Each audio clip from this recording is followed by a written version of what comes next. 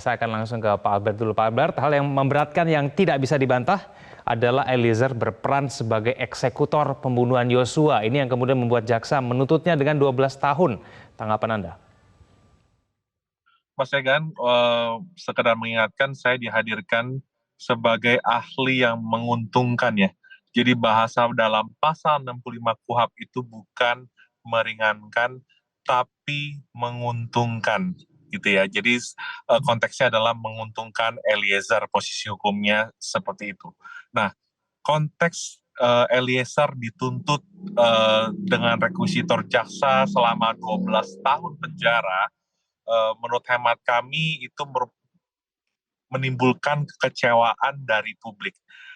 Statement ini saya sampaikan tentu dengan tidak mengurangi penghormatan terhadap independensi dan kemerdekaan penuntutan yang dimiliki oleh Kejaksaan Agung dan Kejaksaan Negeri Jakarta Selatan pada khususnya.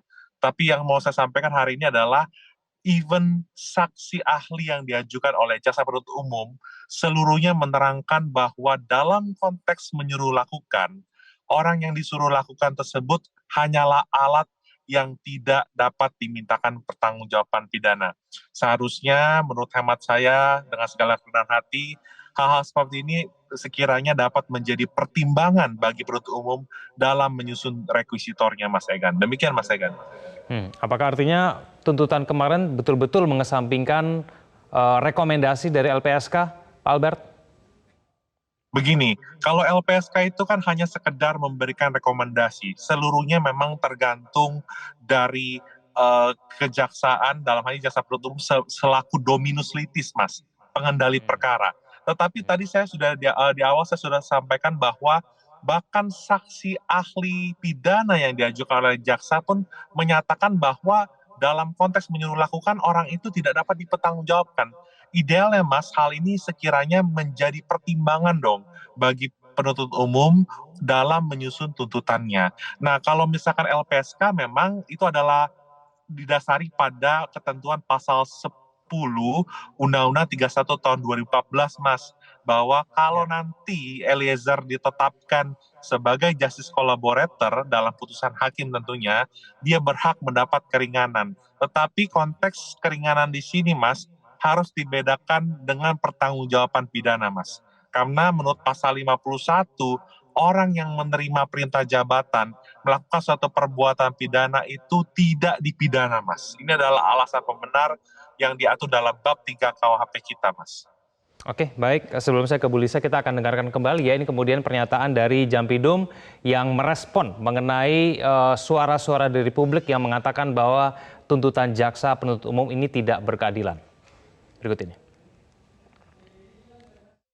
Timbangan JC ini perlu saya beri pencerahan. JC ini justice kolaborator, sebetulnya kita baca sejarahnya. Ada dari UNCAC, lalu kita ratifikasi, lalu kita ada SEMA atau surat Mahkamah Agung.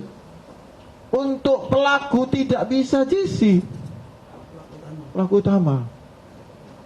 Ini supaya saya luruskan ini.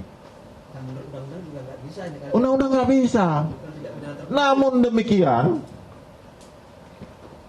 menghormati lembaga pemerintah lah LPSK ini, yang tugasnya sebetulnya hanya melindungi saksi dan korban, tidak boleh intervensi dan menentukan pinggiran tuntutan pidana.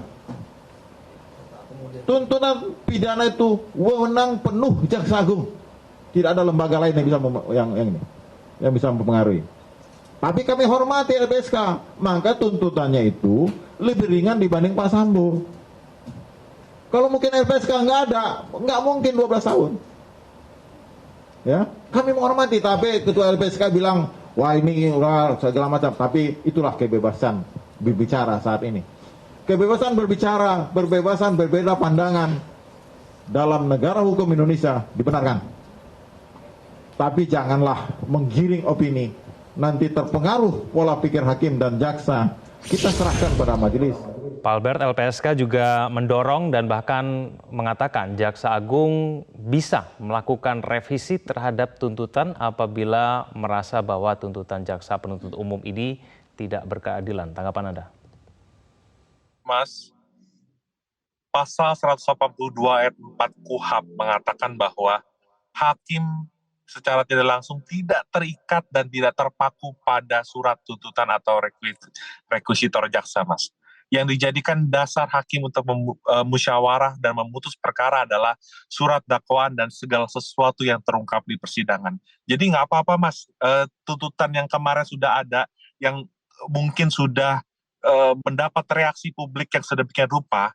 Saya berharap penasihat hukum dari Eliezer akan mengajukan pembelaan atau pledoi yang terbaik untuk menunjukkan adanya kekeliruan-kekeliruan yang mungkin ada dalam surat tuntutan tersebut, dan sekaligus juga mengajukan adanya alasan penghapus pidana atau apapun yang bisa membantah setiap poin-poin tuntutan dari jaksa penuntut umum tersebut, Mas Egan.